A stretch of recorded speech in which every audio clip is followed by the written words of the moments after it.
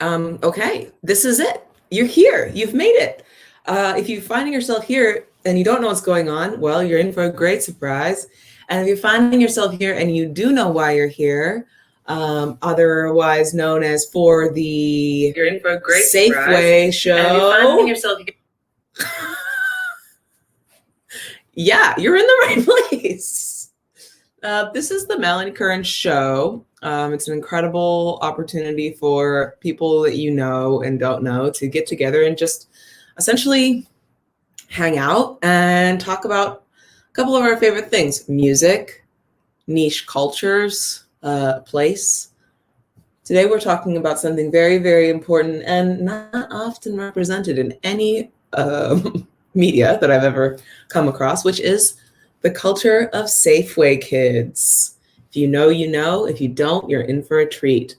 We've got a couple very, very, very special guests today, and you are going to just fall in love with them as I have rapidly, even more and more in the last few seconds. So without further ado, let's start the program. Melanie Curran Show broadcasts from a little place called Ridgewood, Queens, which is in the unceded and traditional territory of the Lenape people. And this is the theme song we rock out to every single time.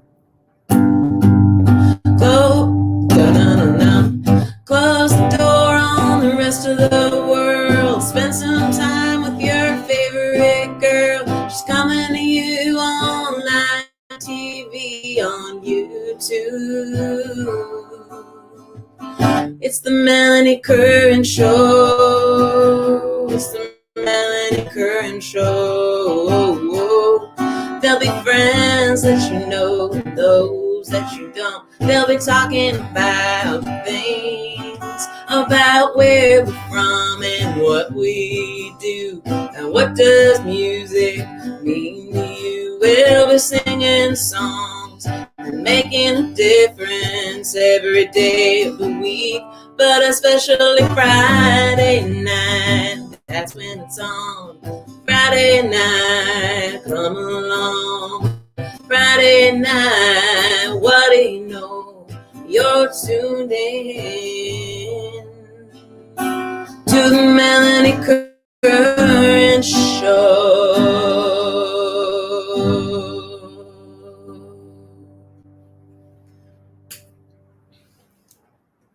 Welcome to Safeway Kids. Here with us tonight are a couple very, very, very special guests. That would be incredible visual artists and people of the world, Susie, Schaeffer, and Juliette Wallace. Welcome to the stream.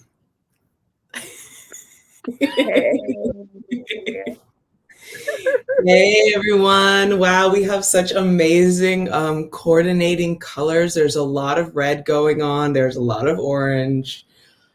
Thank you so much for just, knowing what the dress code was, getting the memo, and showing up in these beautiful, bodacious colors. Thank you for having us, Mel. I love your intro song. I was just like trying to jam along, and then I remembered I have no idea how to solo on guitar, but I tried. Yeah, guitar solos. So many teenage boys just know how to do them automatically. Do you notice that? I know.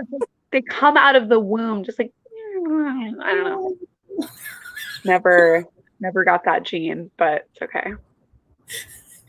The jam gene. My friends, I'm so excited to see you. If you wouldn't mind, I would love for you to introduce yourselves to our 2 viewers. Hello, 2 viewers. Actually, not introduce yourselves, but because you have a special friendship that is, as far as I understand, galvanized by Safeway. Yeah. Could you please introduce one another?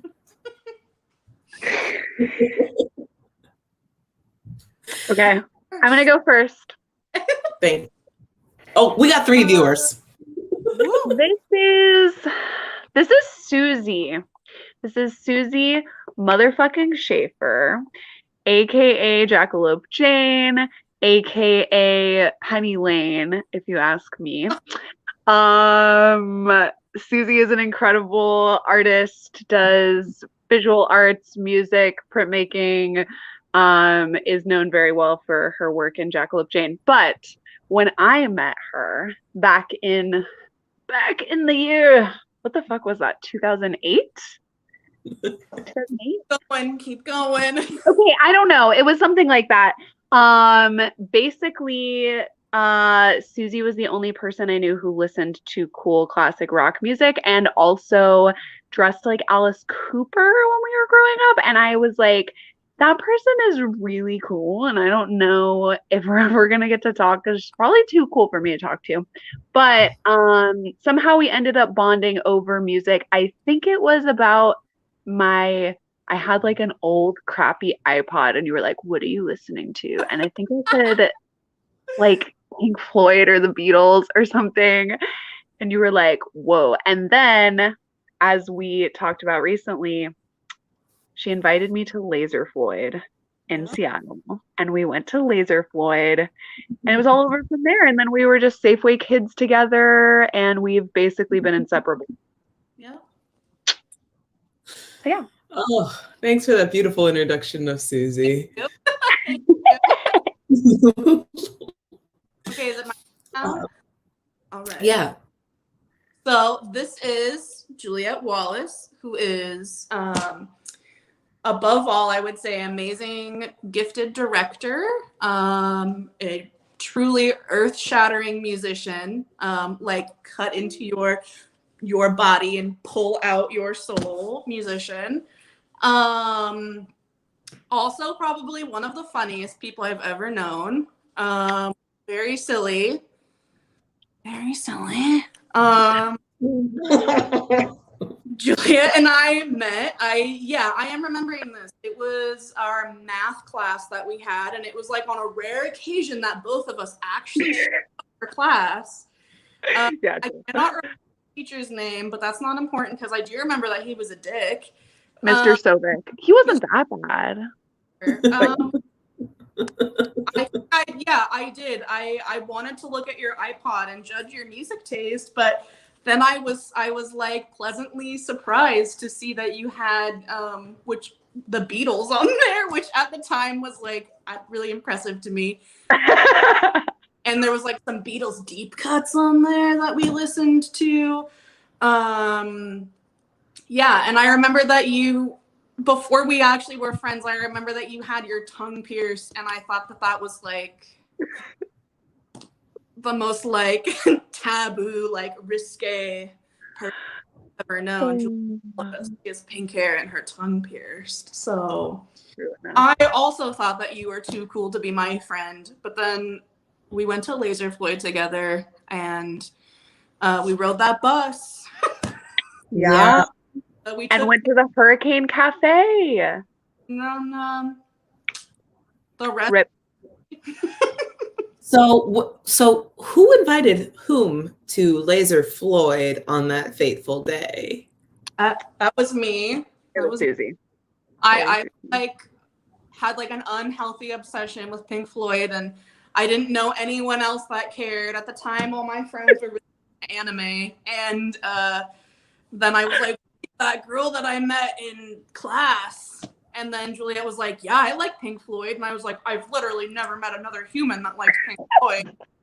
So yeah, well, I guess you just hadn't met anyone like over age 50 or something. I was like, I'm just like 15 and live on Bainbridge Island, and everybody listens to contemporary rap.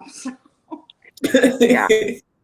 So for those of you who need a little context here, we're talking about a little place called Bainbridge Island, which is all of our three collective hometowns.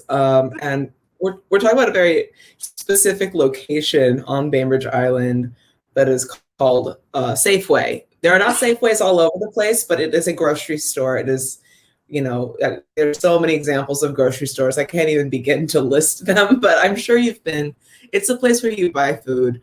Oftentimes there's like bakeries, beer, bagels, every other food that starts with B is in there. And this place was particular for me, like as pretty much almost as long as I remember being cognizant of like cool social things around the town. I knew that there was a congregation of teens that like did have pink hair, did have lip piercing, were wearing a Pink Floyd shirt, did have makeup like Alice Cooper, and more, plus, plus, plus. And it was, I mean, you guys clearly were intimidated by each other, but I was just on the other outskirts of the parking lot, just being like, I can't even really join. Like, I'm still kind of intimidated even right now. It's like I'm recreating a feeling from my youth and be like, those are the cool Safeway kids. What am I doing? Oh, man. We're all adults. I think that people that you thought were cool thought that you were cool, and that you guys were all just socially awkward. Totally. That's Totally. Oh my God, Melanie, I remember when I first met you, and literally I was like, because Susie and I both had this belief that we were born in the wrong time period, and that actually we were supposed to be teenagers in the 70s. And that was just like ridiculous that for some reason we were growing up in the time that we were. And when I met you, I was like, oh, look, another time traveler. I remember you were drinking a cup of tea that you had at Linda Wolf's house, and you had put literal sticks and branches from the backyard forest into a cup, poured hot water over it, and you were drinking forest tea. And I just remember being like, this maiden, this intergalactic 70s priestess is gracing me with her earth medicine presence. Like, meanwhile, I'm just growing up in the bath like that, poisoned myself.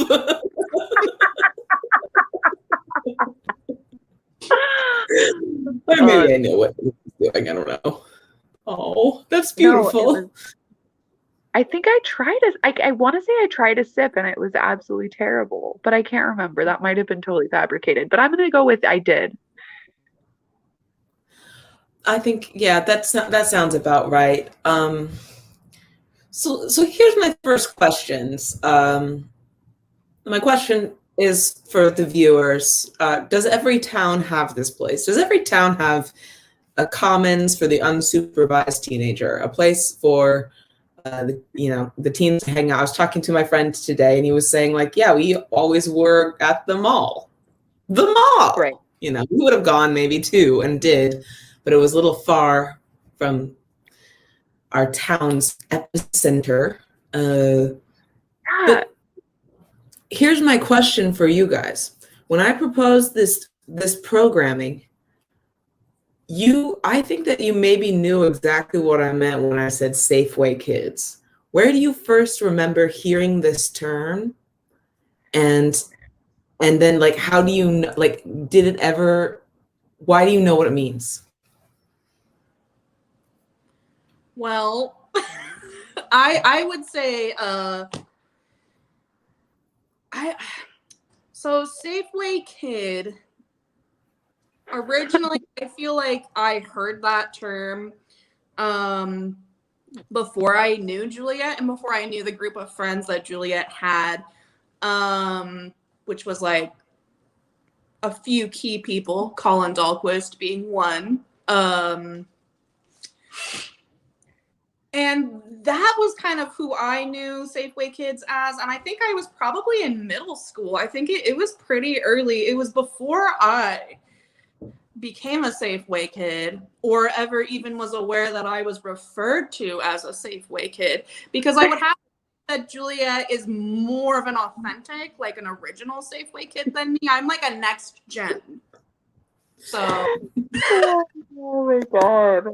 Well, it's so funny because like I don't think they were necessarily calling them Safeway Kids before my friend group kind of got into the mix. Like there were definitely like people still congregated there, but it seemed like also there were some other spots. Like I know like the generation before me that like were the older folks that I looked up to, like a lot of them hung out like at the Pavilion, which was like the movie theater, and like other parking lots, Center. the City Hall parking lot, things like that. So like kind of just weird places. The gazebo was a Yeah. big one behind the library. The And gazebo Uh-huh. was a Safeway though. yeah, the gazebo was like an offshoot of Safeway because it's right behind Safeway. Mhm. And I Essentially, have you some can stories smell about the bakery from the gazebo, yeah, right? totally. Yeah, I think their vents are like right back there. Which is terrible for all the stoners hanging out at, the gazebo that have no money. But anyway, so the funny thing is that yeah, it's like by the time I was hanging out there, I think it was happening kind of around the time I was in middle school. And the reason I want to say it, like for anyone who doesn't know, is like the reason it became a thing is because in our tiny ass town, like the high schools, like both the alternative high school and the regular high school, are right next to kind of the center of town, which is a Safeway, and a library. And so it's like everyone would just like skip class and like walk down and go sit at Safeway, or like go after class and just walk down like you didn't need a car. Mhm. And you're basically just allowed to be there. And I think that was like the time in which Safeway was 24/7. So Mhm. technically you could be there all day and all night and they couldn't kick you out. And we used to have a trick where like there'd be like 10 of us and they'd be like, you have to buy something. So we'd all like pitch together and buy like one thing, like one bowl of General Tso's chicken, Sorry, I'm probably saying that terribly wrong. I've never learned how to say that properly. Sow. Yeah, I'm sorry. It's terrible. I feel like we used to say it with a Z, which is totally inappropriate. But anyway, yeah, so that's how I don't know, I guess I just became a Safeway kid, and people started calling us that. And then I realized I was one of them. And when I realized that at the time, I was very excited because I wanted to I wanted to belong.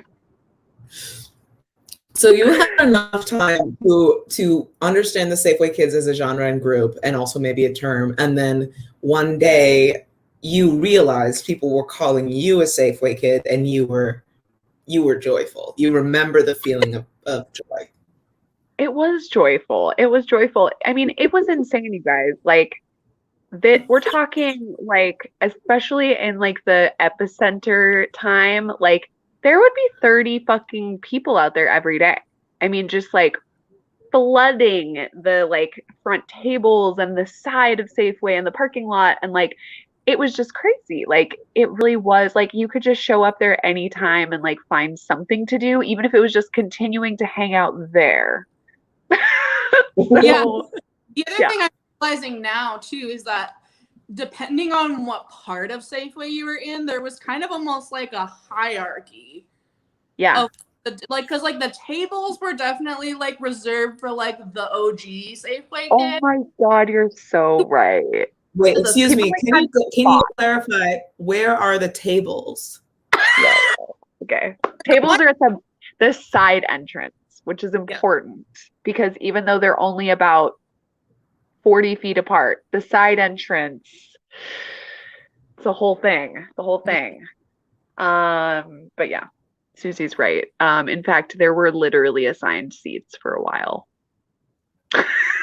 Because there were like 3 metal tables and they had built-in metal seats and there were 4 at each one, and it was like everybody wanted to sit there, but it's kind of like, yeah, people had their spots and they would like post up in their spots and carve their initials into the table, and everyone else would like stand around. But yeah, so silly. Susie, So when do silly. you remember the first time that either someone called you a Safeway Kid or you knew you were one? Or are you still confused if you are? Oh, you are. I think I am, but like I said, I think I'm definitely next gen Safeway. So like Juliette and her crew were more like they were able to hang out at the metal tables. But I was with more of the like, you know, not gonna say what we called them because I don't think it's, but like the younger, like I hung out with like some people that were a little bit younger than me and like to go to raves and stuff a lot. And we would hang out on the side more. So yeah, so we hung out on the side and you know, we would just like we would like steal alcohol sometimes and out back there. And sometimes I think we would like, you know, the like the real Safeways would like kind of give us a hard time. But then it was like kind of after high school, then I became much closer friends with Juliette, and this was like kind of post Safeway. I mean, really, you know, we were still in high school. We just stopped going. We just stopped. Yeah, we stopped. Your year, you know, is when I. But it was after we were, you know, like really going to the high school. Right. Yeah. But we were still high school age for sure. So yeah, I think probably around my junior year is when I started to realize that because there's you know, Safeway Kids, there's so many different subcultures within that. Because I would say that like the emos were even Safeway Kids too, you know. Yeah.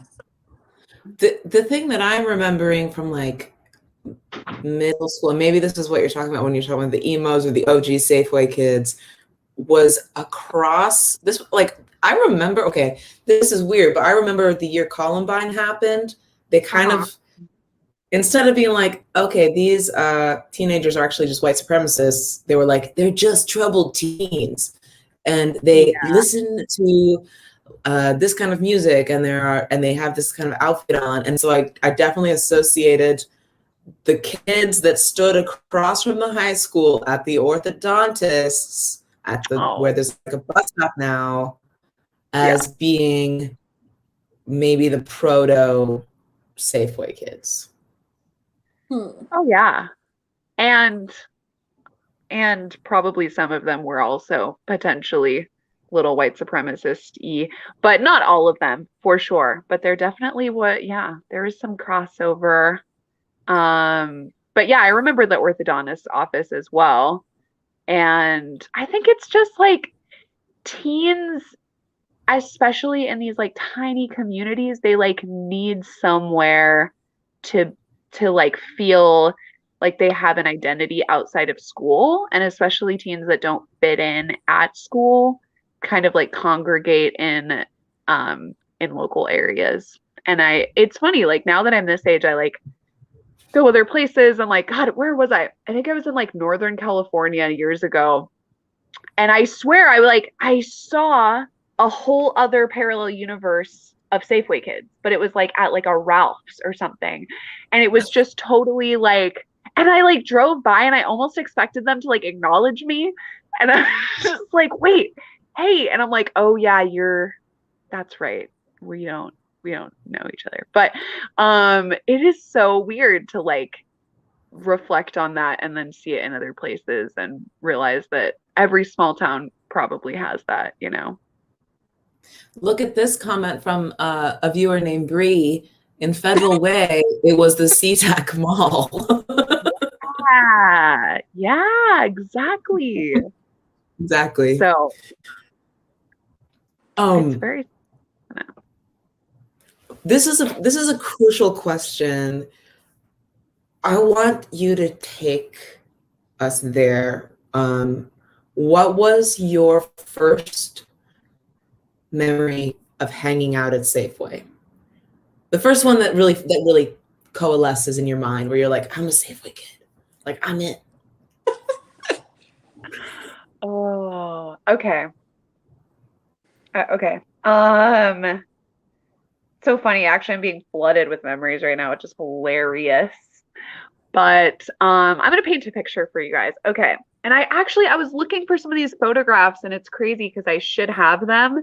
I found a very minimal few that are probably out of context for most people, but I'll share them later. But God, okay. So it's nighttime. It's like, late winter, early spring. And so like the sun is still setting like a little bit early, but so it's like maybe 7 o'clock or something. And I either somehow get a ride from my dad or somehow end up at Safeway. And it's like I have an agreement that I'm allowed to be out for like 2 hours or something, or an hour, probably an hour, because it's my dad. And so I get there and I have my dad, of course, drop me off up the street so I can walk over by myself. Because of course I walked there from Fletcher Bay.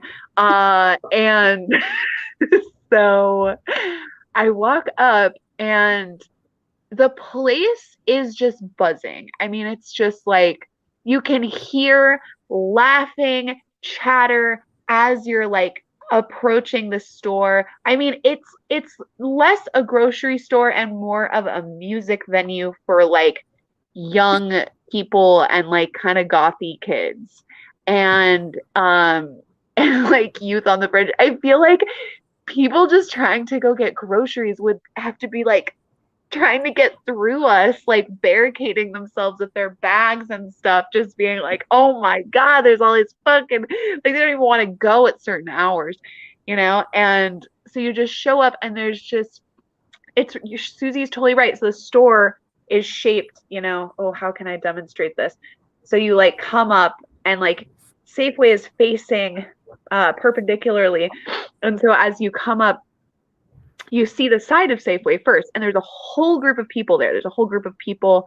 Oh, Susie. Oh, that's the other side of Safeway. You sorry, I'm trying to figure out how to do this, and it's new. How do I make you the big screen? Big screen.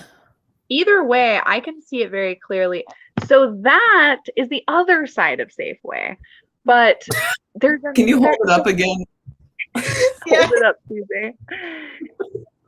There's really like, there would be 4 whole separate groups of people gathering, because this is like this tiny little alley on one side of Safeway, on the opposite side of Safeway that you approach. But then like there's the first side, and that's where the employees go to have their breaks. They smoke cigarettes, and there would just be tons of people out there.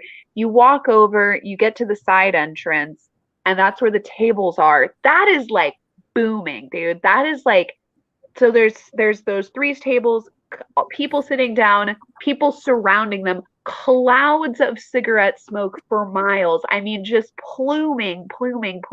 Everyone's in all black. Everyone, maybe some blue jeans, maybe. Most people have like shitty tattoos somehow. Yeah, it's, people are like spitting directly onto the table and everywhere. I don't know why there's such a thing about spitting. It's very territorial. Yeah. And then you like go around to the side, and then there's where Susie just showed us, there's even more kids. Literally, they're hanging out in this tiny little alley in between the wall and like a bunch of fertilizer. And I just remember it just being electric. And it was such a demonstration of like social hierarchy, and like there were definitely people that were like couple grades older than me there that I thought were super fucking cool, many of which were total fucking assholes.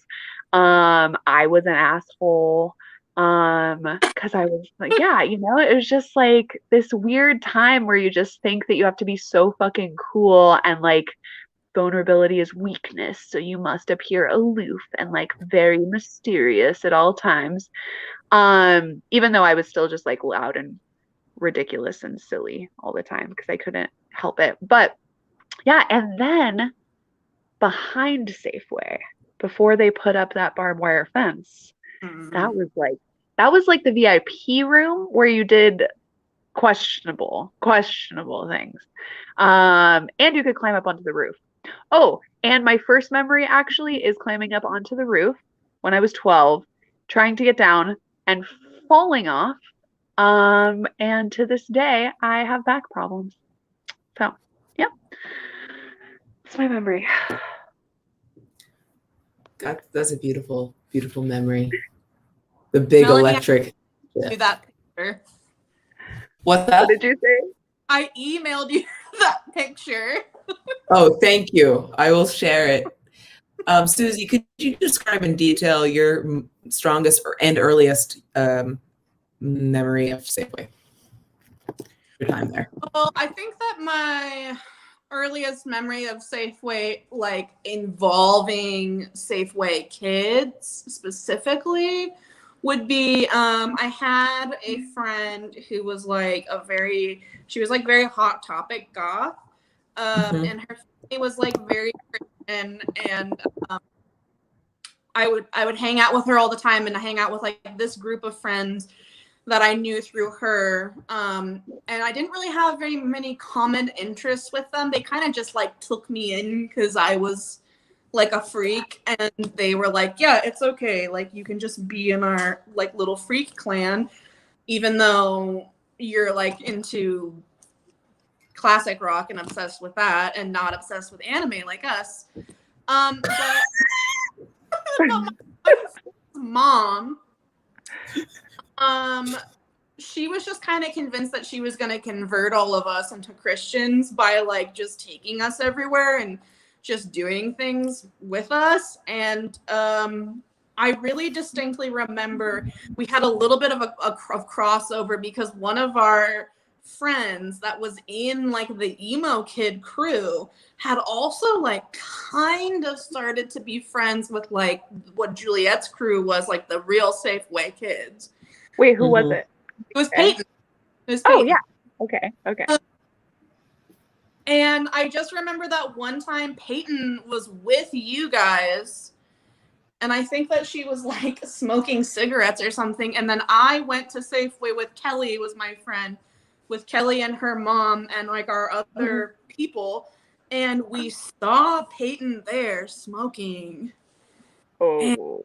And, I just remember like at the time just thinking like, you can just do that and just smoke in public and like right? It felt like some kind of like weird like free for all. It was like no one cares how old you are. So weird. Could not get you if you were at Safeway. I know. Somehow you could just smoke a cigarette there, and like the cops, I know that they did care, but like for some reason in my like peanut brain, I felt like I was like, you're like literally invincible, untouchable if you hang out in front of Safeway. And also I just felt like I was like, what's going on behind Safeway? Like, where's the real stuff going on? Because like we kind of just had a few, I don't know. And I remember like some of my friends were really they were like, yeah, no, we don't hang out with those kids. But I was always kind of like intimidated, but like really intrigued. And yeah, so I think my friend's mom, she just thought, she was just like kind of horrified. She was like, Peyton, we're gonna take you with us. And I don't remember anything else that happened, but I do remember that did happen. My God. Wow. So what you're describing is that there are multiple dynamic, a social hierarchy around Safeway and inside. Oh, definitely. But mostly outside of Safeway. Yes.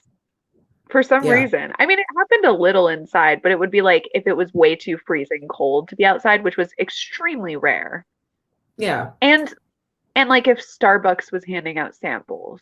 Well, you can't smoke inside of Safeway. Yeah. This is the thing. True. That's it. This has really changed. Like, this has really changed. I don't sort of don't think that teenagers want to smoke cigarettes really anymore. Like maybe I'm totally wrong. If you're a teen, tell me. But like, it seems like they're kind of vaping. Let's Yeah. vape. Yeah. That's true. That's so crazy. That's so true. And teenagers just seem to be so much more self-aware and socially, I don't know, understanding now, which is awesome. So yeah, it's really interesting. I just found the best fucking Safeway picture. Oh my God. My God. Here we have we've got a little supportive quote here. Get it, Edie and Susie. Thanks, Hannah. Oh, thanks, Hannah. What is going on here? Oh my God. How do I make your screen the big screen? Solo layout. Yeah. Oh, look at this.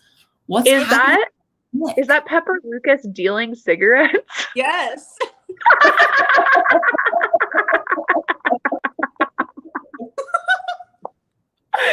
I can't handle it. Oh my God. Who's stealing those sticks?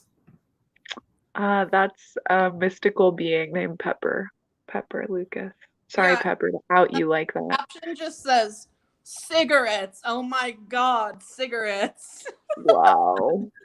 Wait, let me see it again.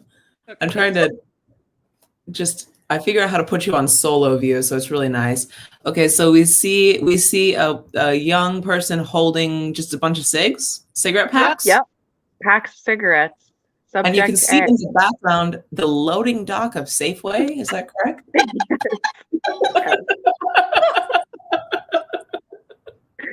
That's good job. I don't know. I think my camera's bad, but I did make this painting of Safeway. Oh my God, it's of the show, which you can see in it. There's a large amount of children. Like these are the kids hanging out. Like there's the loading dock where the cigarettes were being dealt. So and good. those are there. I put it only one umbrella table because I forgot that there were three. And I mean, it's clearly like a hippie version, but this is like behind the Safeway where it abutted the library, and I guess where a lot of crazy stuff happened. Just crazy stuff.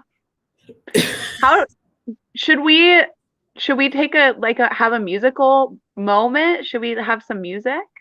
Absolutely. Wait, Susie, do you have your guitar? No, I'm at the tattoo shop. Oh, I wanted you to play guitar. I know me, but I'm not at home. Okay. I'm just more Safeway pics while you play a song. Yeah. Oh, damn.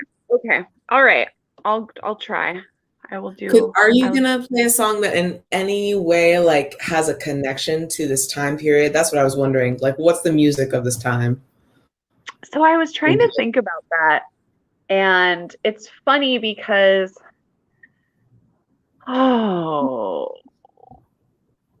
is the music of Safeway times? I have a video of you busking outside Safeway. We're not playing that. We're That's not so playing good. Hey, Georgiana is loving this so much. Thanks, Georgiana. So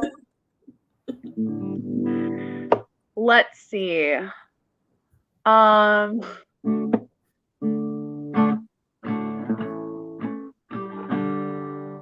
Okay. Oh man. Here's one that I think many of us growing up in that time can remember and relate to. Sing along if you remember it. This is a Third Eye Blind song. Oh, hell yeah. Okay, here we go.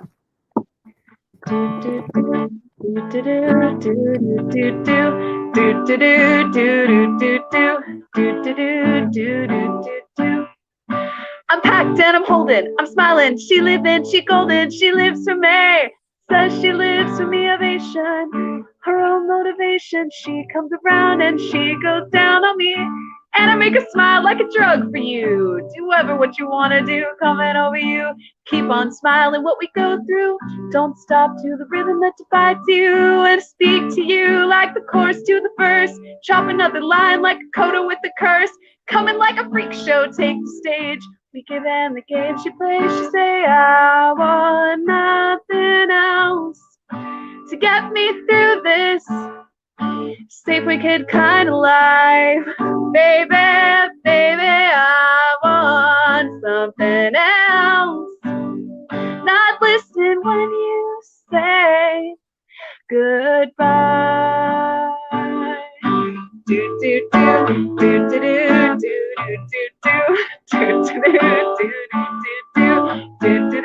do do do. The sky was gold, it was rose, I was taking sips of it through my nose, and I wish I could get back there, someplace back there, smiling in the pictures you would take, cause doing crystal meth will lift you up until you break, it won't stop, I won't come down and keep dropping to the tick-tock rhythm, I jumped for the drop and then I jumped up, I took the hit that I was given and I bumped again, and I bumped again to say, oh, how does this go? How do I get back there to the place where I fell asleep inside you? How do I get myself back to the place where you said I want something else to get me through this life? Baby, I want something else to get me through this life. Baby, do do do do do do do do do do do do do do do. All right, there's a Safeway Kid not, kind of I was life. not planning on playing that, and I'm amazed I could remember how to play it. Honestly, I'm amazed there's so many lyrics in that song. It is And it's about definitely- crystal meth, which is crazy, right? No one ever thinks that, but yeah. definitely not. That was a radio hit. I know. But I'm gonna it's a great just one. go ahead and show you a little thing called this pic that Susie sent me. There's smoking face on the Safeway. That's literally next. Oh man, you guys are deep behind the Safeway there. This is like you guys like hiding and being like, okay, this is our little spot where we're protected in between the compost and the wall. I love it. That is a great hiding spot. Good job. It is. Thanks. Hilarious. Okay, kind of life, baby. Yeah. I wrote a song for this album, and it's it actually the whole on the album I think it refers to Safeway by name 3 times, but this is the first. I'm not gonna play the whole song because it's quite long, but I'm just gonna give you a little picture. It's like, never had a car, he's afraid to drive, so he picked her up on the backside of Safeway on a Monday night. He said, baby, don't you give me no hesitation, gonna take you on a little class vacation. There's a bridge on the end of the island and no end inside. And when the ditches overflow with the rainwater, I'll be there for your heart. I'm your crying shoulder. The shoulders of 305 look good tonight. Look into your heart and you'll find love. I got something in the glove compartment, open it up. open your eyes wide. I know how to get out of this town. Put your head in this bag, babe. I'm driving around. You look neat as this Nissan Altima did in 95. This is a demonstration song to express how Safeway on Bainbridge Island feels like the place in the road trip getaway criminal teenager song where the story begins. Yeah. That's what it feels like to me. Oh my God. I love that so much. So, you guys, give me the dirt. I want to know, what was the drama and the hijinks? Like, what really went down at Safeway? Oh my God. Are we allowed to talk about that on air? I think so. This is public access YouTube programming. It's just like, if you're a kid, guess what? You grow up. When you're 12, smoking cigs. I'm just gonna say it, but weed.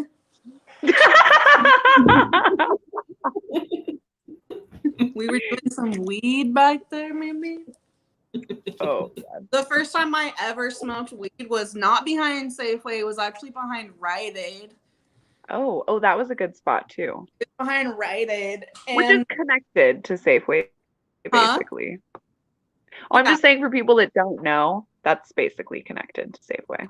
It's pretty, yeah, it's very similar. And friend stole like one like little nug from like her mom, and we had no fucking idea what we were doing. None. No. And I did my homework. I am not making this up. I took my math homework and ripped a little piece of paper, and we tried to roll the weed in the paper, and it just did not work. And then also my friend who lived near Safeway, he printed out, he like Googled rolling papers, and he printed out rolling papers with the printer, and there was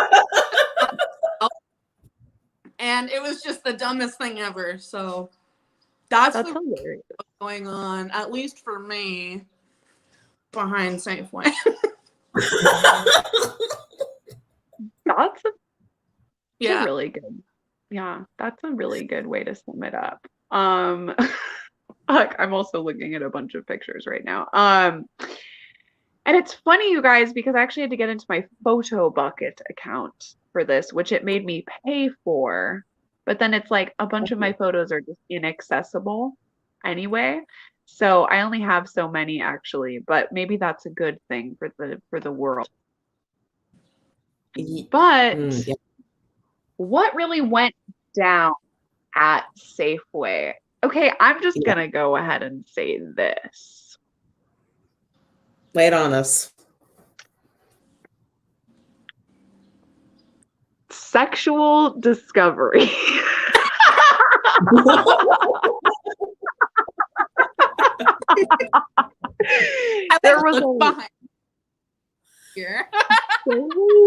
There was a lot of like random sex happening at Safeway, and I don't mean in people's cars because no one had cars. Okay, I mean like behind the bushes, behind the grocery store, in the horrible bathroom of the grocery store. Yeah, it was. And people would just be like full on, just like new couples and shit like that. People would just be like full on making out in front of the store. I mean, it's just hilarious to see like the conservative, like rich white Bainbridge people like kind of being like, oh my God, as they see it, just the young generations learning about love, life, and turmoil in the Safeway parking lot. Yep. So that was definitely going on. As far as like drama, I honestly feel like it's funny because I feel like Safeway was almost like this zone where it was supposed to stay chill. Like there was definitely this big thing. So it would almost be like if you're going through some drama, you have to like take it somewhere else, like the teen center. Yeah. Or like I don't know, like, you have to like go somewhere else to work that shit out. Because Behind like The teen center was supposed to be what Safeway ended up being.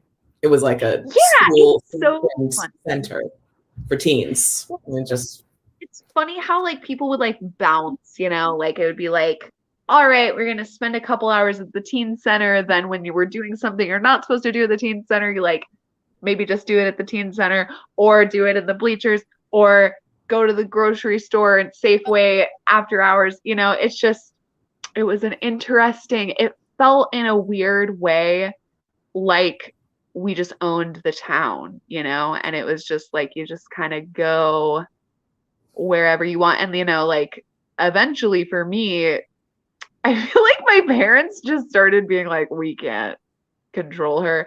So whatever, we know where you are basically. So just, we're going to pick you up really late, but you'll at least be like either at the grocery store or like at the movie theater or at the teen center. And it's like somehow there was some safety in that because it was like public, but it's obviously Bainbridge. So which for those that don't know, it's a pretty safe place. So luckily for us, you could mess around and likely not have horrible things happen to you just by being in public. So I gotta say, I know where the drama was happening, and the drama was not happening at Safeway. The drama, like awkward encounters were happening at Safeway, and like passive aggressive encounters were happening at Safeway. But the drama was happening on MSN chat and AIM. Oh, yeah. And through your Razor phone or your flip phone, because it was like you would hang out with people and you would think that things were okay, and then later you would get home and you would get like on the computer and you would get like an AIM from somebody, and they would be like, they'd be like, hey, really, like,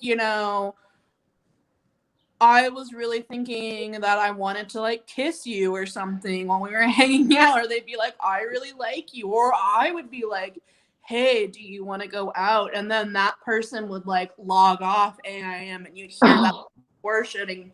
And that's where the drama. Oh yeah. That's the worst sound. Totally. it's the worst. You're fully right though, Susie. You're fully right. I feel like that's the interesting side of the culture there was like there was like this pressure to be very cool, and like in a way that didn't usually involve fighting unless it was like police. Sometimes I saw some crazy shit happen at Safeway with the police, like police fully tackling teenagers onto the ground and shit like that. But other than that, like among one another, there was a strange level of like, even if people like were pissed at you, they'd just sort of be like, it would be like this kind of thing. Like you walk up and you're like, hey, can I bum a cigarette? And like normally you like, it was like this colony situation where like you just say yes, or some people were like, give me 25 cents or whatever. But it's like you knew you fucked up if you walked up and you're like, can I bum a cigarette? And they were just like, no.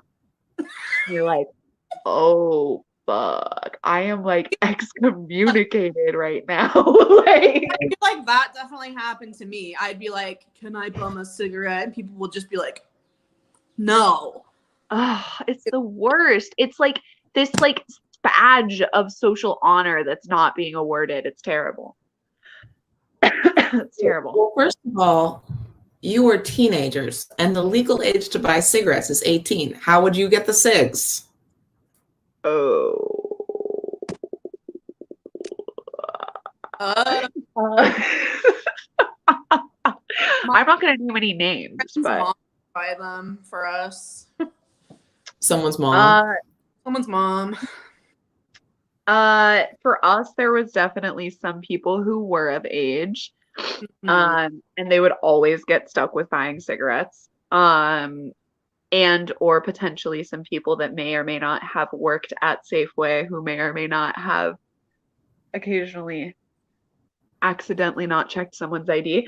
Well, But and the insane thing about Safeway back then is I remember certain people like literally going into the store and like some people especially like I don't know what like Aaron Federhoff's family fed that person, but like Aaron looked like 25 since he was like I don't know 15 or something.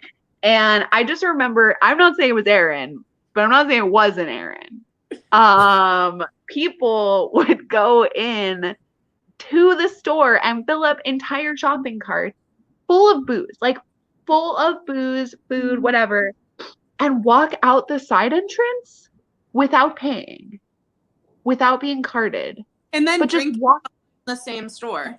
Yeah, and then like and just literally walk outside and then just like go load it up into somebody's truck. Yeah. And it's like I don't know, Bainbridge. Like they figured it out eventually. They like got cameras. Here's a question I've been a burning question too about this. I feel like it's just still unanswered. My whole life Okay. career Okay. of being a Safeway Kid is like, because we were literally like getting cigarettes and stuff from the store and then going behind the same store to smoke and indulge in other things from the store. People knew, right? Oh. People knew. People had to have known, but it really felt like they didn't know. Like as a kid, I was like 100% convinced that we were just that sneaky. But there's Okay. no right? There's no way we were actually that sneaky, right? Like people knew. People fully knew. Here's the deal that I learned early on from having a lot of friends that worked at Safeway and still having friends that work at Safeway. They don't get paid enough to fucking care. They're just like, whatever. Leave these fucking kids alone. I just want to like get on my break. Like, you know, yeah, even the cops would do that thing where they like roll up and park right across from us, but there were so many of us. They can't arrest us all. Yeah. So it's just like they're just sort of like, until I see something that I can officially fuck them over for. Yeah, it's very interesting, like gray area times, you know? There was one amazing Safeway hack, and I think you will probably either know this one or know more that I recall, which was the $1.50 bagel bag, which was a brown paper bag wherein you could put, your bagel. But the thing was, it was a brown paper bag. And they never opened the bag at the checkout counter to see what was in there. And you could easily fit some tall boys in there or whatever. Yeah. And you're just like, bagel, please. And there were some folks at the checkout line who were, you knew you could get your bagel bag through them. And totally paying $1.50, it's nice. It's a good deal for whatever kind of thing you put in there. Okay. That is such a good score. Did that all the time. And oh my God, the deli food. So the amazing thing about that situation was like, you could be like, all right, so I want, like some chicken tenders and I want like 2 pounds of JoJo's and I want like 6 ranches and I want all this stuff. And literally like, and then they're just like, oh, would you like to pay here or up front? And you just go up front and then you go out the front door and no, everyone thinks you paid back there. And then you can feed the whole colony of Safeway kids and then they'll give you cigarettes. Yeah, JoJo's are like the Safeway food. The lifeblood. Okay, another one. Do you guys remember the Safeway crackdown? Like when everybody finally was getting caught shoplifting? Oh yeah. Like Yeah. there was like a year where everybody was getting caught, like people that you would have never thought would get caught, or people that you didn't even know were stealing. We're getting caught stealing like rotisserie chickens. We're getting caught guns. It was crazy. Yeah, I remember my friend got caught stealing just a whole ass chicken.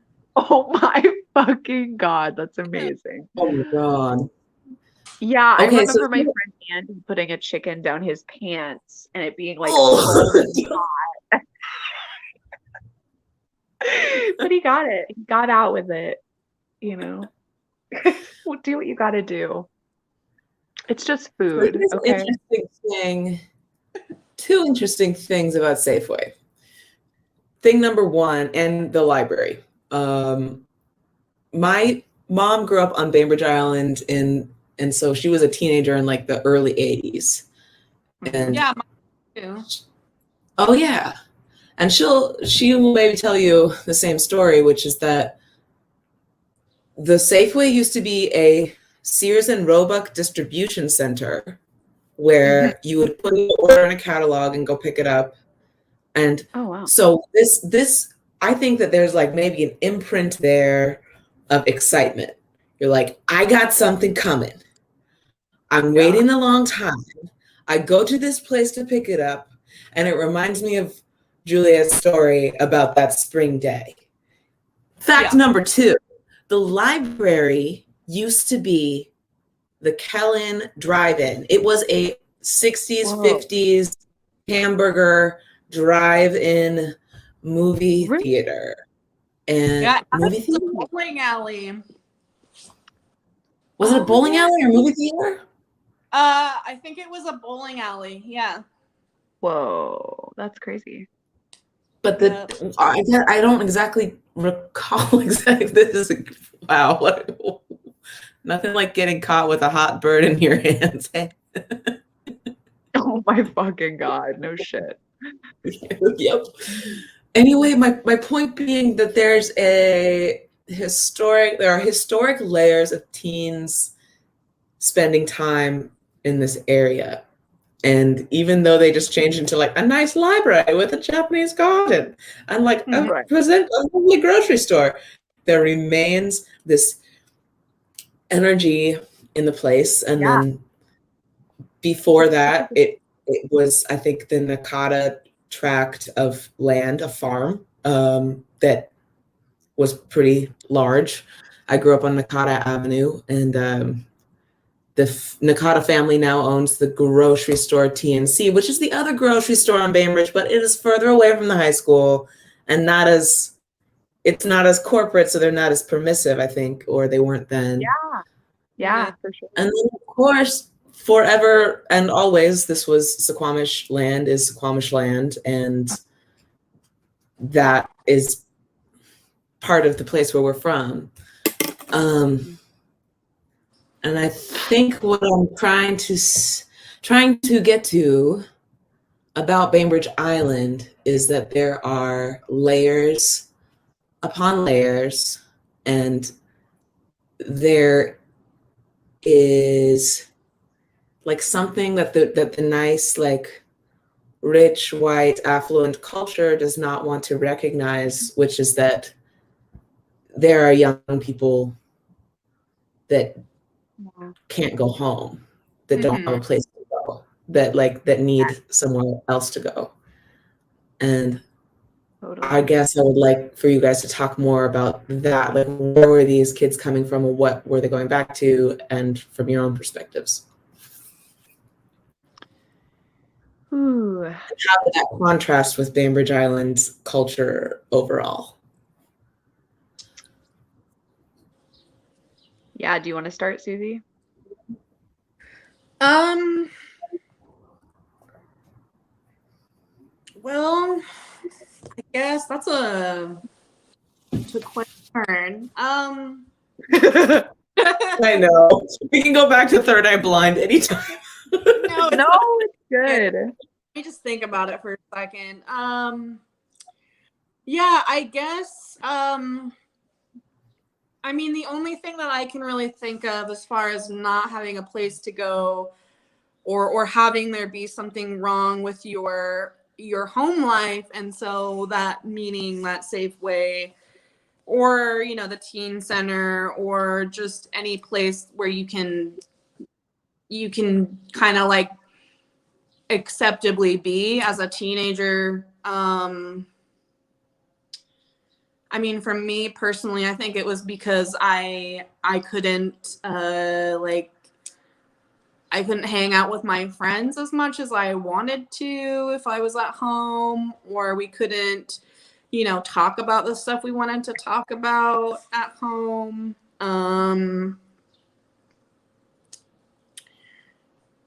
So it felt more free there. And I don't know, can't smoke weed at home. So, but I don't know. I feel like my friends and I mostly spent time there during school hours, and I didn't really see Safeway as much as a place where people went necessarily because they couldn't go home. I would say people more went to like other people's houses. Like there were some older kids who had apartments in town, and I would see sort of more wayward friends end up going there or kind of like bunking with somebody else's family. But I mean, for me personally, I guess I didn't really see Safeway as that, as much as I just saw it as kind of like almost like a clubhouse sort of situation. I would disagree personally in that I think, I just think for me, a lot of the people that I knew, and a lot of the people I was drawn to because I had kind of a similar situation in a lot of ways, were having really difficult home lives and home situations. And I think that that's personally why I felt that I was very kindred to a lot of the Safeway kids, because it was like other kids were at home doing homework, you know? And there was definitely a theme of escapism big time at Safeway, and sort of like, you know, if you were there, it was like there was some indication that like there was some kind of negligent parenting probably going on, or like something, because otherwise how would you even be there, and how would no one be looking for you?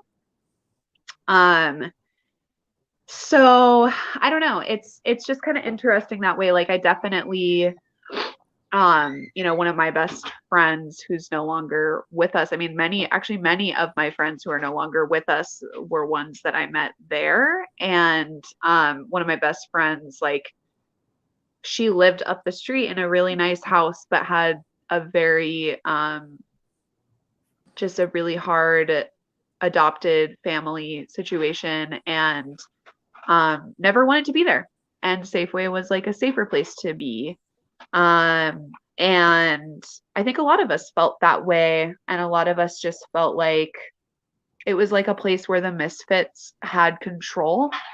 And so it was just like kind of nice to be somewhere where it felt like, yeah, where you could kind of call the shots and even have like some respect or something, as stupid as it was. But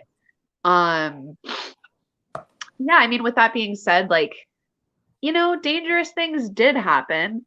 And I don't know. I mean, there was definitely it was a fringe culture for sure.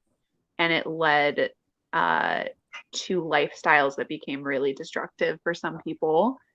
But also I think in general, every place and every group of teenagers, every generation are going to, I feel like there's like this constant need and like strange misunderstanding among parents that like maybe the most important thing for teenagers is not to be like in school learning about like, I don't know, whatever the fuck you're learning about in high school, but rather having social experiences.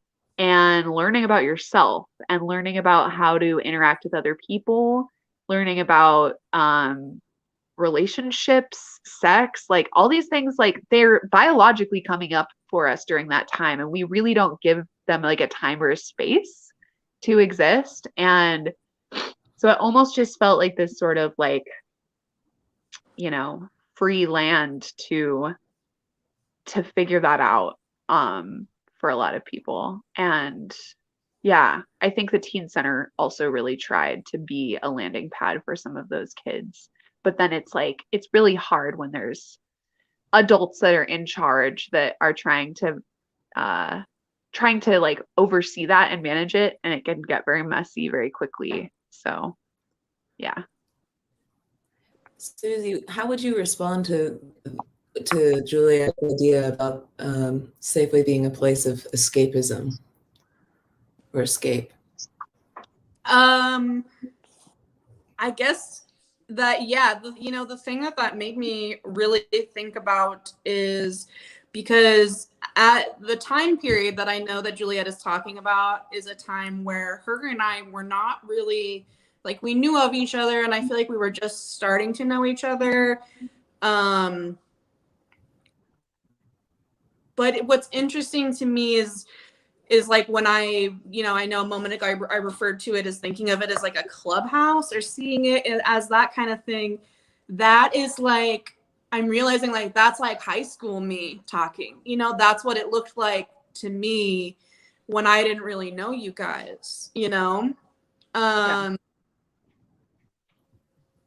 So that's, yeah, it's interesting to reflect on that and to think that like, my perspective of what that was versus what it actually was, which is, oftentimes an escape from something going on at home, to me felt Right. like something that I wanted to be included in. It felt like, okay, these are like this exclusive group of people that I want to be a part of. And it makes me ask an even deeper question, which is, why did I feel so attracted to this group of people? And it's probably because I had my own issues going on at home too. And for me to view you guys kind of from the outside, I don't know, I know that we've talked about this before about kind of being unknowingly bonded with each other because, a lot of us that met there or hung out there, we did have problems at home, and it wasn't something that we openly always talked about or necessarily knew was bonding us together, but it was. And somehow I feel like me seeing you guys as a club, like maybe there was some part of me that knew that like, yeah, these people don't really, it doesn't seem like they fit in at school, and maybe they don't fit in at home. And like, I felt that way too. And that's what I wanted. I wanted like camaraderie with other people that I knew were not fitting in elsewhere, but they fit in with each other. And it kind of seemed like another family, like a separate family. 100%. Yeah. 100%. As dysfunctional as it was. And it was like big with lots of cousins that like maybe didn't even like you, but family. Yeah. And that's something that I mean, the things that we've talked about tonight are, we're making light of them, and it's very silly, like smoking weed and like going stealing chickens, all of having sex for the first time in a bathroom. But like, if you are a Bainbridge Island parent, this is honestly the stuff of nightmares. And when we're talking like, because I didn't go to a lot of high school either, but like most Bainbridge Island parents and teenagers like can't fathom what that is actually like, because it's a small group of the students who like don't fit in that way and find one another in this common space. Especially when because now that I'm thinking about it too, Bainbridge is very intense because there's so many wealthy people, and I want to say like the kind of popular kid culture is really dominating. And it's, Yeah. I would venture to say, you know, it's more intense than other places and other communities in Kitsap just because of the wealth inequality that takes place on Bainbridge. Oh, totally. So a lot of the kids that hung out at Safeway were kids that somehow, you know, I know a lot of them came from families that were a little bit less, you know, they were maybe less wealthy. Like my family was definitely not wealthy. And I really longed to have relationships with people who didn't come from wealthy families. And that was really, really hard to find on Bainbridge.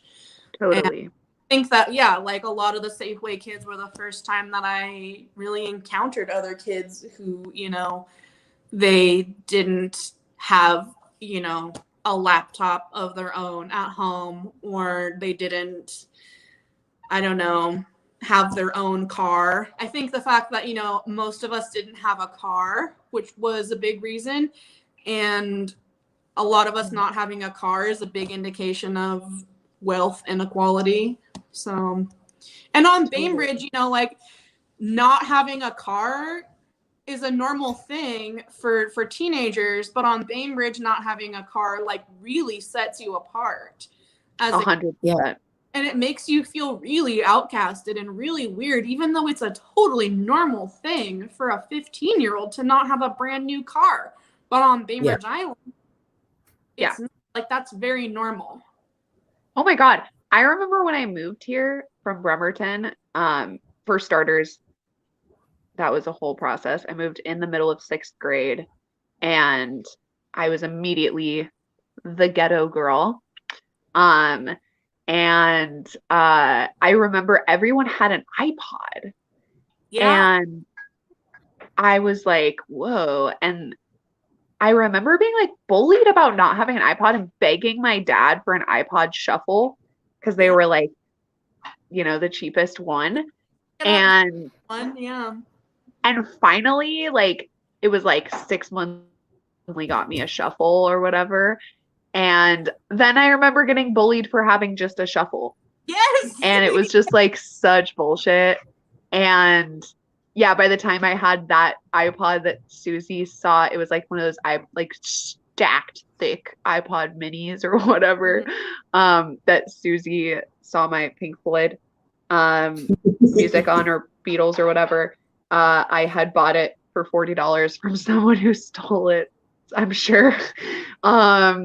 And you know, yeah, it's so different, and people, like parents especially, they played into it all. Like there's such a culture of like the parents knowing each other out here, and like having like their kids grow up from kindergarten together. Even just like moving into the community is so difficult. And especially if you like don't have money, or you're out, like have some kind of social, something social in your way, you're just immediately going to be treated differently by their kids, by the parents, like by the whole community. It's so weird. Like, my mom had me while she was incarcerated, and like, so, you know, but she had gotten out a couple years before we moved to Bainbridge. But when we got to Bainbridge, dude, like everyone knew that about me. Everybody knew that. And I remember a fucking rumor going around that my mom dated Jack the Ripper. And it's like, oh my God. Do you guys even like read? Honestly, that's impossible. And we're just stupid. But there's just like there's so little perspective with so many kids. And I remember like in middle school, because I hung out at Safeway, you know, I was really bullied for being a druggie, and like for hanging out with people that were druggies or whatever. And it was extremely isolating. And at that time, like I really, you know, I was still a kid and like just trying to figure myself out. And I wouldn't even, you know, describe myself that way, obviously, but it's just like, it was really emotionally taxing. And it was sort of like, this is the only place I belong, is with these people, because at least they kind of accept me, you know, and like it's not about my past, and it's not about my house, and it's not about my family dynamics. Like whatever is going on at home doesn't define who I am. I define who I am, you know? And I think that agency was like what a lot of us were craving, because at school it was just miserable. The part that we've all talked about I can't hear you guys. Can you hear me? Yeah. I can hear you, yeah. Oh shit. Maybe it's just there's a little lag. Can you hear me? Yeah. Yes. Oh, I can't hear you. That's weird. I don't know. Well, I'll turn you up on my computer and see if that works. Something I thought about was, you know, the fact that a lot of people were shoplifting food also points to the fact that people needed food and weren't getting it from another place. Yeah, that's a very good point. It's sort of just like impossible I think it's impossible for a lot of Bainbridge folks to imagine that, and so maybe it's kind of like these young people are written off, like, oh, they've made some decision to be like the bad kids or something. But I think what I'm feeling and getting closer to with this is that Bainbridge kind of like, and probably other affluent communities, funnels those people together and makes it so there's only one place to go, maybe.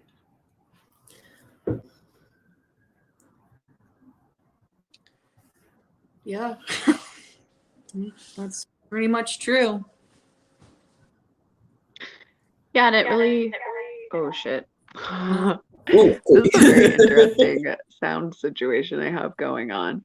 I have to mute myself on my computer where I'm listening to you guys. Or I have to mute my sound so I can't hear you guys when I'm talking. But it's fine.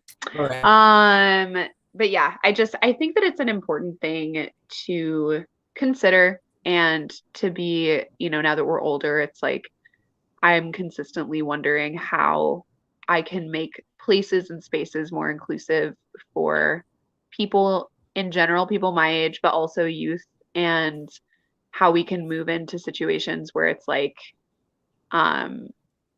we're just talked about more, and where people are just more accepting and understanding of like the variety of people's experiences in life. And it's like what a concept that we could have safe communities that are still diverse and not totally steeped in wealth, but rather like somewhere in the middle where like there's just all different kinds of people, all different kinds of backgrounds, and that's the norm. And that's, I don't know, that just sounds like what I needed, what everybody needs probably, you know. And so it definitely, growing up in that place and in those ways, and I'm working on Bainbridge right now, and it's right downtown, and it's such a trip to like see the teenagers come in to where I work and talk to them about, you know, just what's going on with their day and what they're going through. And yeah, so it's just constantly on my mind, like all those experiences that I had back then, how can I, you know, do something now as an adult? And if I'm ever going to be a parent, how can I keep that really in mind? Which I don't know that I will ever be a parent, but if I'm working with parents or whatever. So yeah.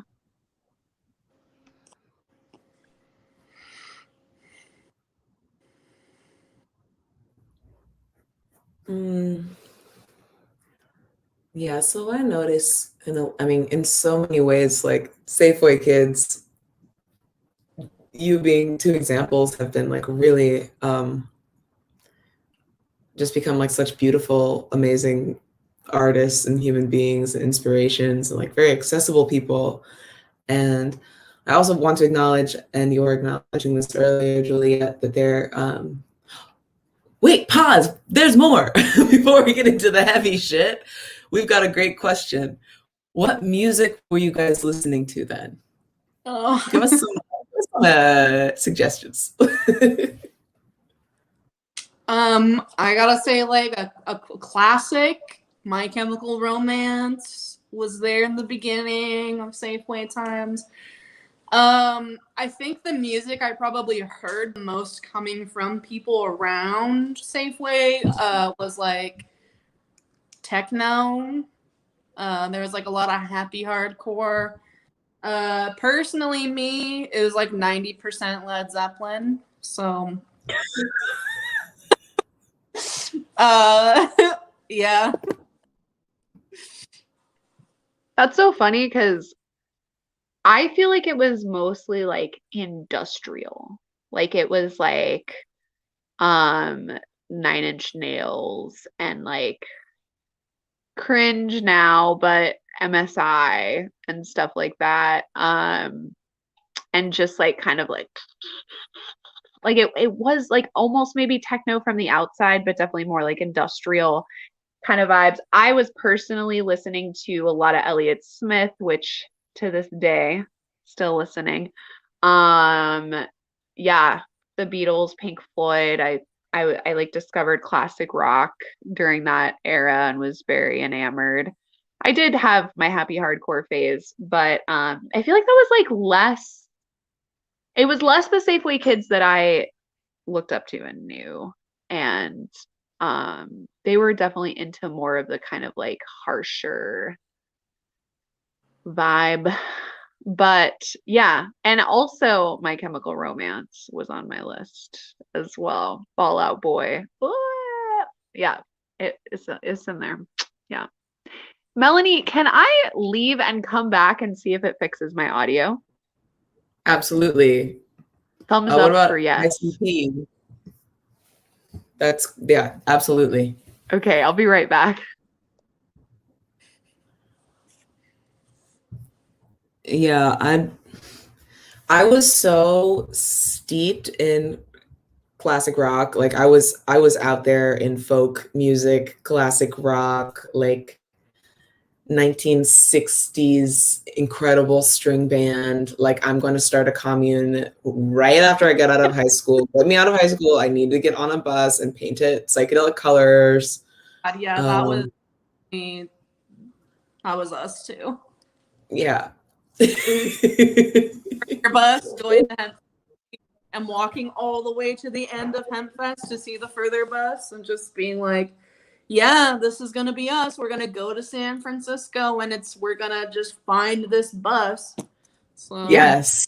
Found it. But I wanted to also say Susie and I's fucking obsession also at one point. It was a little, maybe it was technically post Safeway a little bit, but like maybe like verging was Courtney Love and Hole. Oh yeah. Yeah. And Nirvana was like a constant. I feel like there was a deep obsession with the roots of Bainbridge grunge, you know. So yeah.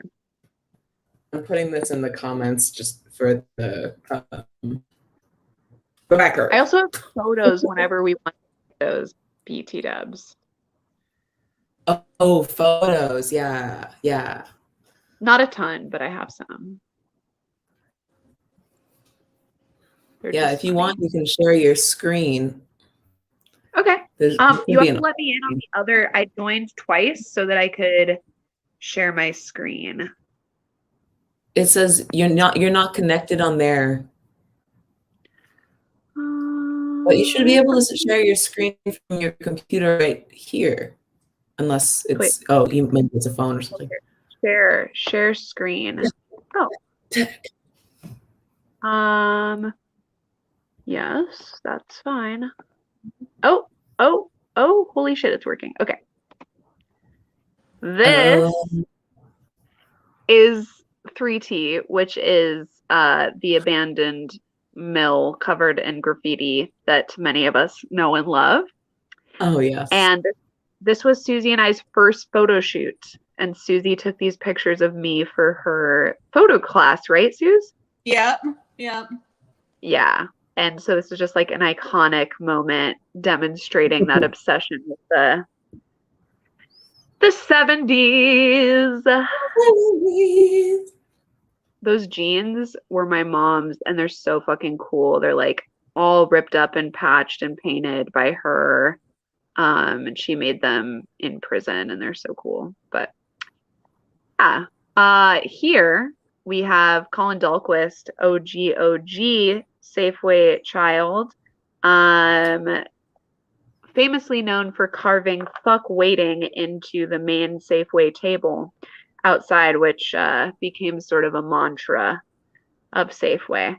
And this is us outside of the pizza factory, which is right next to Safeway. I am 12 years old here.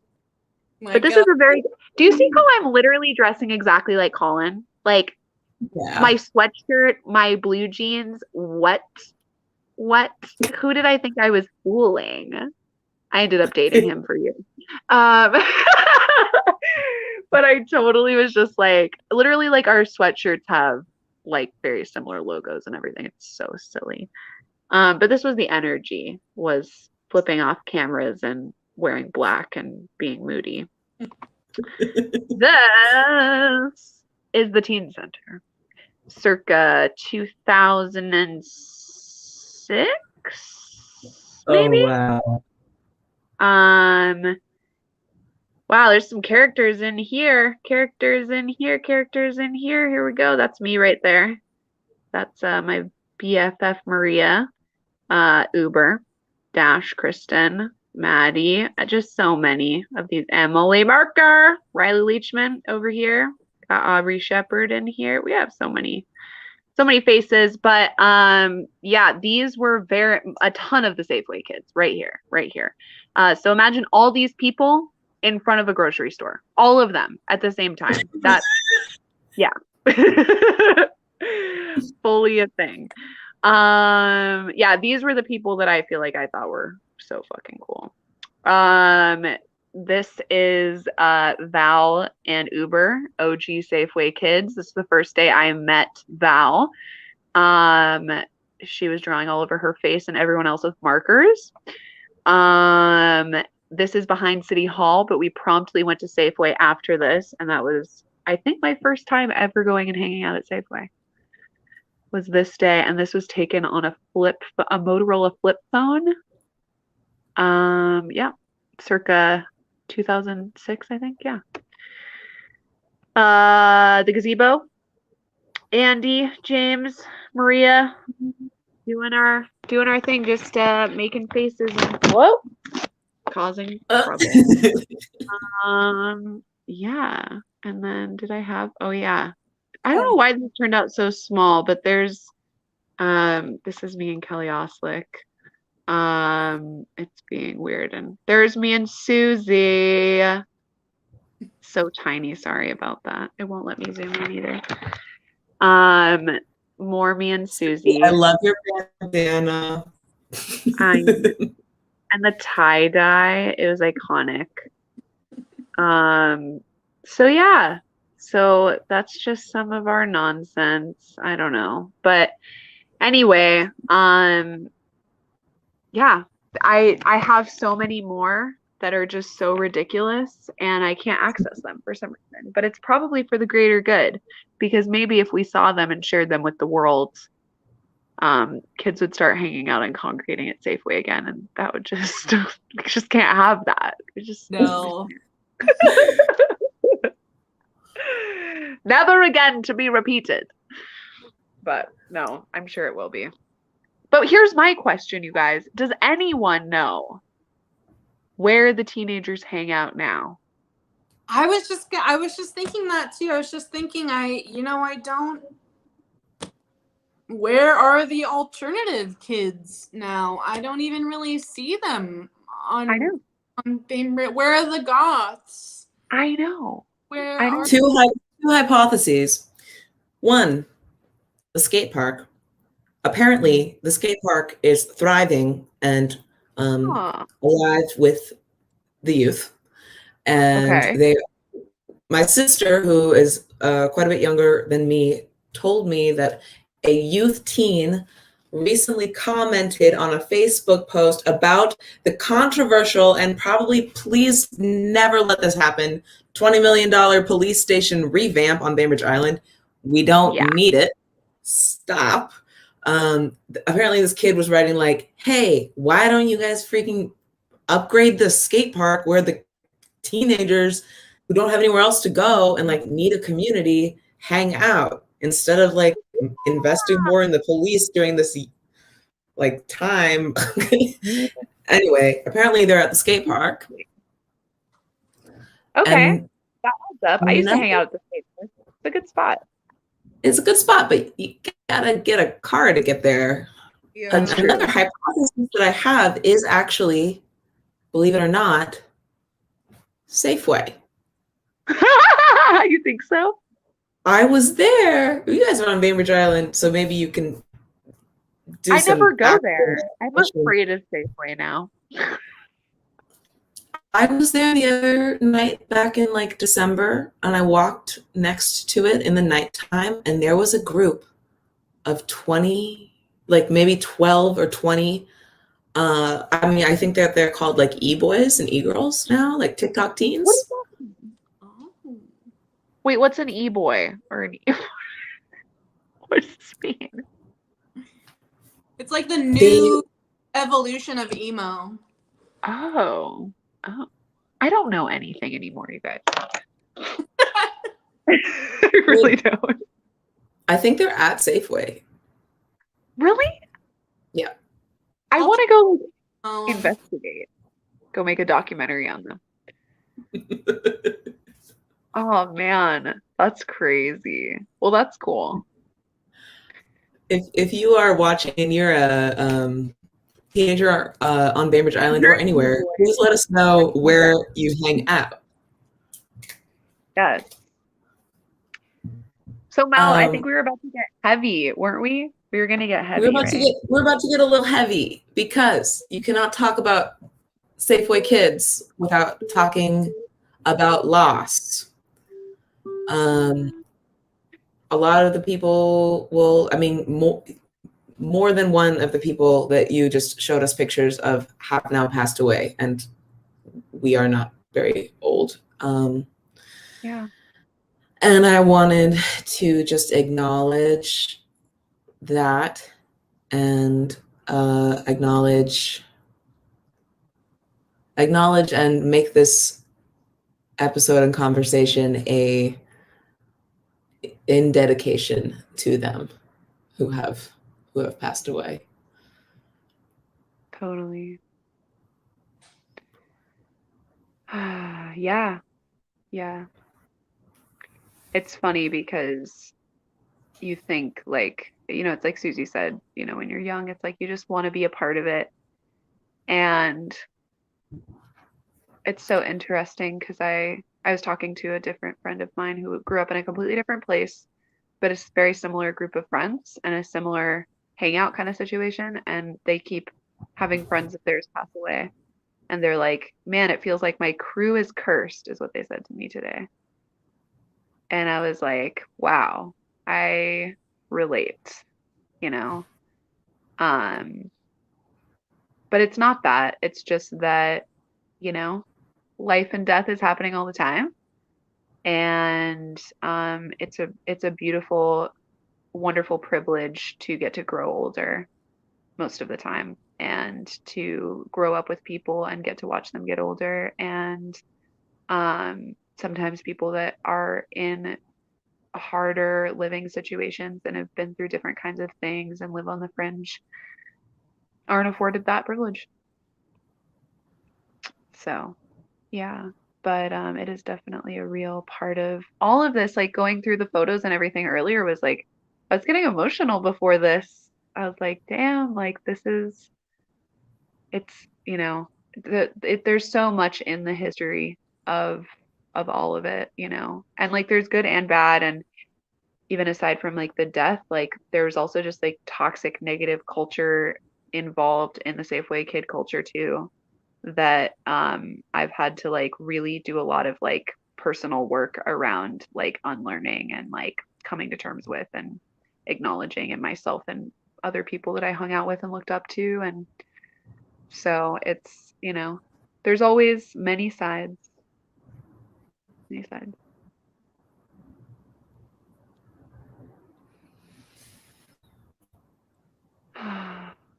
Yeah. I have a sad song to play if we want. That sounds good. Okay. It's not that sad, actually. It wouldn't be emo without emo. I mean, it wouldn't be Safeway without emo, and it wouldn't be emo without emotions. Yeah. It's not a totally sad song, but it is about yeah, it's about remembering some of those people. So I think it's a good time because we're dedicating this episode to them. And this is a song that my most recent song, so no one's heard it ever. Oh, what a privilege. Thank you. Let me know if you can hear this. Can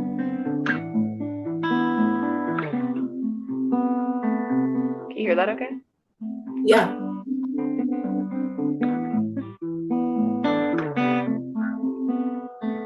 Hopefully I can play it all the way through new songs.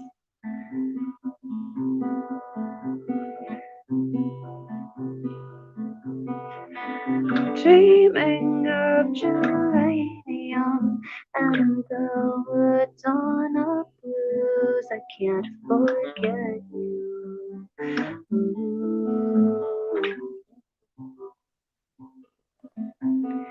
A softness of your fingertips and subtle lips, words you whisper to me, written on your shoes. I can't forget you.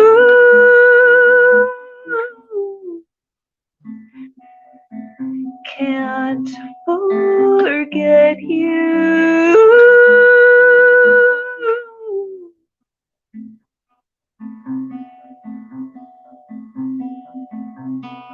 And there's a blood stain on your sweater. Sorry, I'm still bleeding in these blood-stained letters. Sorry for just leaving like I had somewhere to go. 'Cause I just left you searching when I didn't leave alone. There's something you once said, it's in my head, but this I gotta know. I losing track of the sound of your voice. There's something you once said, it's in my head, but this I gotta know if I made one different choice.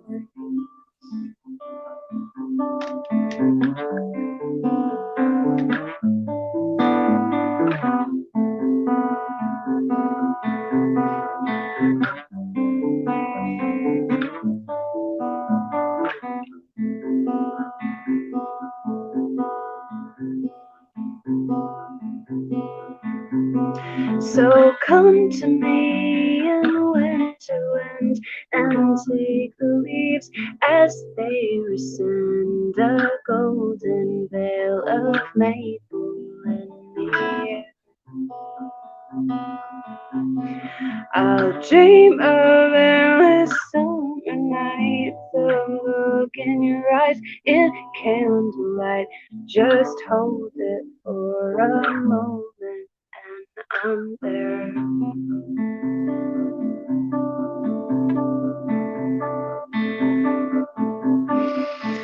And I'm good and I'm used to never saying never. And I'm sorry I'm still grieving in this ever-changing weather.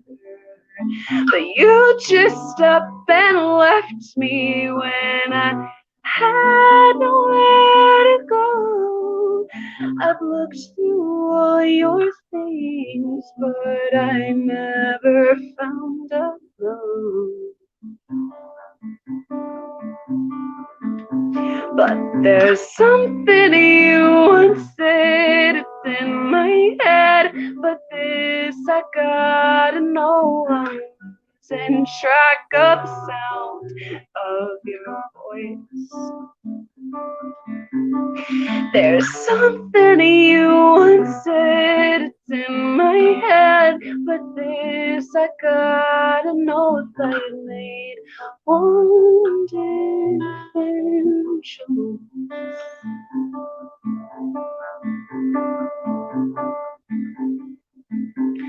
Would you stay so again? And he did.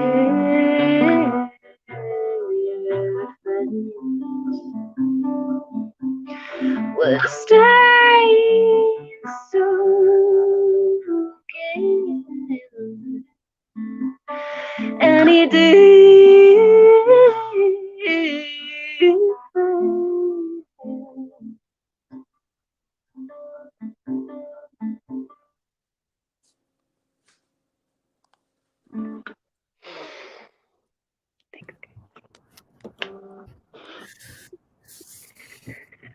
Thank you so much for sharing your music. I think that your music, it feels like in that song I could feel like a wet, moist, springy day right before they took the umbrellas out of the Safeway side park. They took the umbrellas away. They took the tables out. That was a controversial time. Totally. I just wanted to say, I think we'll wrap up soon here, but I just wanted to acknowledge a link that I'm thinking about, which is that both of your art seems to me to deal with a lot of fantasy. And I mean, nostalgia, maybe like Juliette and I have talked a lot about nostalgia, but Susie, I think your work really evokes like fantasy realms and mystical, magical places. And same with your film work, Juliette. And it's like, I'm just wondering if Safeway helped cultivate that ability to access another creative space, a fantasy place. Yeah, I think Safeway was one of the first places that I don't know, I saw people with tattoos and with piercings and different colored hair. And I mean, now my job is that I am a tattoo artist, and I print clothes, but for many years I printed patches, which was definitely like a very counterculture related thing. So I think that, yeah, I think Safeway Kid culture is very much at the root of my interest in those kind of things. And I almost think, in a way, the fact that I wasn't immediately just like accepted into that culture made me look at it in a deeper way, which has kind of, I don't know, it provoked me as an artist to keep, I don't know, trying to get better at that all the time, instead of just getting burnt out on it when I was a teenager. Yeah. Yeah, I think for me, like, I think that when I discover like my life during, and I was talking to my dear friend Maria, who I spent a lot of my early years at Safeway with, when we were still in middle school, and we were talking about like how there was just this kind of crazy magic of our 6th grade year, where we felt like we could do anything. And that was back in like 2005, I guess. And we just felt like on top of the world. And I mean, I think that like the escapism of Safeway in this other way, it was also like we all had these hard family lives and like situations going on at home. And then it was sort of like we got to create this reality for ourselves where it was like, what do we want to do today? And like, how crazy do we want to be? And like, I remember going to Rite Aid and getting like giant bags of glitter and like throwing it on cars at Safeway and like throwing it at people coming out of Safeway. And just like, and my friend Val, who that song was dedicated to and who was in the image earlier, who's passed away, she was like this huge source of that inspiration for me, where she was, you know, I like to describe her as like, if you go into an ice cream shop and you put every topping on a bowl of ice cream, like that was Val, you know, like just totally over the top, wearing every article of clothing together, 5,000 different earrings and scarves, and just like totally decked out in the weirdest, craziest ways. And that was her personality too. And I think she was one of the people that was a totally different kind of Safeway kid, like wasn't wearing all black and cool and aloof, but was rather like jumping around and singing and dancing and trying to be herself, and trying to create kind of a magical life. And so she, along with, and Susie too, like I think when Susie and I found each other, like it was very much like, how can we recreate the 70s now? And how can we like live in this sort of like free love kind of way? I don't know. And so in a way, like that Safeway catalyst was sort of this opportunity to learn who I was and what I wanted from life and like not assimilating. And for me, art has been my way that like I got out of a lot of the dark elements of that time in my life that like were not a good path for me. And but simultaneously like connected to the positive ones, which was that like I am a very unusual person and I want to live a magical life like till the day I die, you know, like I don't want to do the 9 to 5 and ever. And like I don't know. I don't want to like build a standard career. Like I want to make art for my life purpose. I want to make magic for my life purpose. I want to touch people and heal people and have magical experiences. And I think that the freedom to like figure out that that was possible at that age was something that kept me alive in a lot of ways. And since the people that have passed away, it's sort of like a reminder, like I'm gonna find a healthy way to like keep that magic alive for them and for me. And art has been that method for me.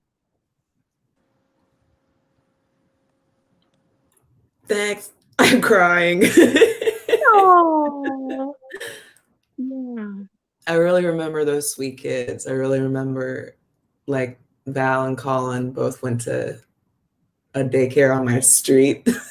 Like Billy's Really? daycare was on my street, and I just remember like walking home from elementary school with them, and both of them just like these shiny, bright little kids. And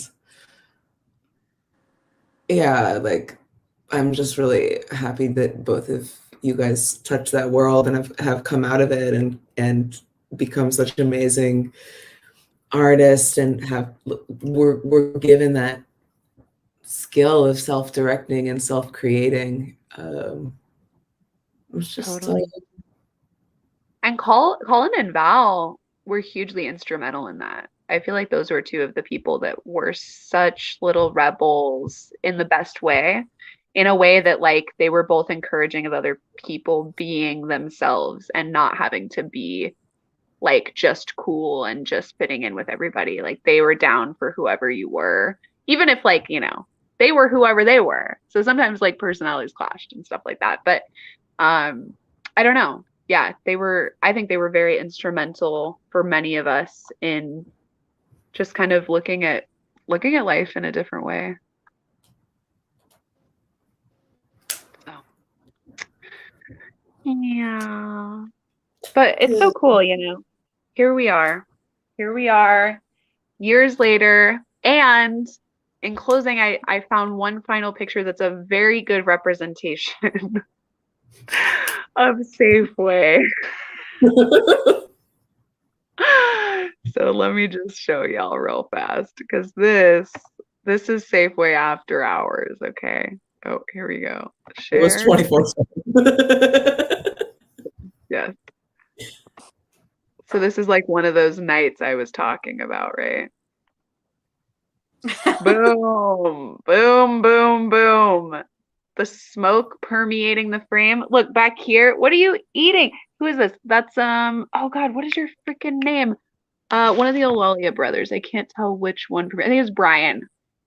And then I think this is Jen Oslick, Kelly Porter, Uber, Ashley. But yeah, this is I believe this is at the tables. This is at the tables. And there's just like the cars over here parking. People have to just crawl through this to get to their car, to put their groceries in their car. It's like, what? What's happening here? So yeah. So this is just the epitome. The best mohawk. I know. So it's so funny. But anyway, so in closing, that is that's definitely the pinnacle. Am I still screen sharing? No. Okay. Yeah. Susie, do you have any final meditations? Sorry, I'm so tired right now. I'm like, you're at work. I think it's. And I'm still at work. I guess I have been thinking about this today, and I was kind of like, oh, this is just going to be so silly talking about Safeway and, people stealing a chicken and stealing Mike's heart. And I was like, now I'm reassessing how that was really the beginning of, I don't know, so much stuff in our lives. And I really haven't thought about the way that it influenced, I don't know, even just where I'm sitting right now. And I think the way that I've interacted with younger people, I feel so protective of teenagers. And I think that a lot of that does stem from just looking back and thinking about how when I was a kid, I just wanted somebody to feel protective of me and show me some guidance the way that like now I try and show that guidance. And really all did start with being a Safeway Kid.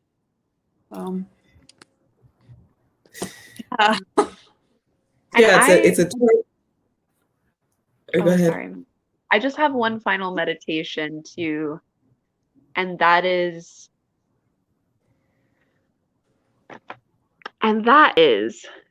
that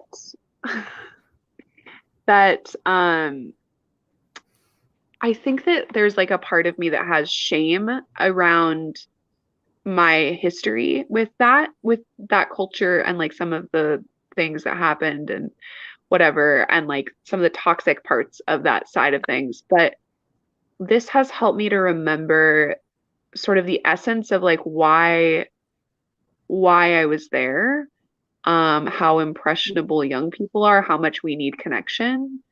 And so I guess I just want to like leave this meditation thought that wherever you come from, there's something to be gained. And like, especially when you're young, like there's a reason that we go through certain things, and it's just about how you process and how you grow with that knowledge. And among all the difficult things and all the toxic things and all the hilarious things and the beautiful things that happened, a lot of beautiful things came out of it. Yeah. And I don't really feel ashamed anymore after this talk. Yeah. I actually just feel like kind of like, oh yeah, like we needed something and we were just learning. We And weren't so bad. yeah. The community just kind of looked at us in a bad way. And Yeah. would just thank you, Melanie, for for I don't know, providing like a different perspective on it, because I've never gotten that. I've never Yeah. had the, you know, bring up like, okay, well, why do you think that you guys were there? Not just like, oh yeah, you guys were fucked up and bad, you know, like you were Right. so bad, but it's like it is so much deeper, and it is like, why were we there? You know, was it really our fault? We were kids, and you know, the Yeah. answer, no, we shouldn't carry any shame from that. We were kids, so Yeah. it's okay. We were not bad. Yeah. Totally. So Amen. thank you, Hey, Melanie. women. Thank you so much for coming. It's really generous. Thank you so much. I'm really happy to talk about this. And if you're a kid out there watching, tell us where you hang out, where you and your friends hang out, and And I what do think you that need? Yeah. what do you need? If you need anything, you have 3 friends right here that are protective of you and want you to grow and be happy, but also help, real life, live your free lives. Totally. Yeah. Well, thanks so much, you guys, for coming. The Melanie Curran Show is a brand new baby show, but it happens every Friday night at this time, live on YouTube. Live, baby. Do we have anybody watching still? I can't see them. We've got 3 people watching. Oh my God. Who's watching? I don't know, but at some point there were 7 of them. Wow. Hi, I everybody. know. The show's just wait for the New York Times article 1 year later where it's like the early episodes of the Melanie Curran Show delved into hard-hitting topics that no one even thought to consider. Safeway Kids being one. Yes. Aaron Federhoff's going to come after me and be like, what'd you say about me getting beer? What'd you have to say my name? I love that family. They also were at Billy's. I met them at Billy's daycare on my road. Really? That's so funny. Yeah, they're great. Yeah, me, Val, and Madison all got in trouble for trying to hitchhike as children. Of course you did. We got stopped. The librarian, Miss Javieri, pulled over and was like, "You can't hitchhike your children. You're in trouble." Oh, trouble. Really, it should have just. Here's why this is bad. Adults will do bad things to you, not you 3 are horrible young women. You should be better behaved. Well, and I feel like that makes it more like, ooh, let's do this again, but better. How many times have I hitchhiked after that? So many times. Right? Totally. Oh my God. Anyway, well, thank you, Melanie, for hitchhiking. I love you guys. Thank you so much for coming. Thanks everyone for coming to the broadcast. I'm going to end the broadcast. Goodbye. Bye.